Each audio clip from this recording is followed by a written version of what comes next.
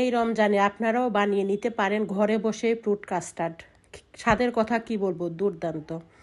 আমি প্রথমে একটা হাঁড়িতে 1 লিটার দুধ নিচ্ছি। 1 লিটার দুধের সাথে আমি হাফ কাপ চিনি দিয়েছি। কিছুটা লিকুইড দুধ আমি তুলে রেখেছি অন্য বাটিতে। এর সাথে আমি 4 টেবিল চামচ কাস্টার্ড পাউডার মিক্স করেছি। এখন ওই যে জাল করা দুধের ভিতরে আমি কাস্টার্ড মিক্সটা ঢেলে দিচ্ছি।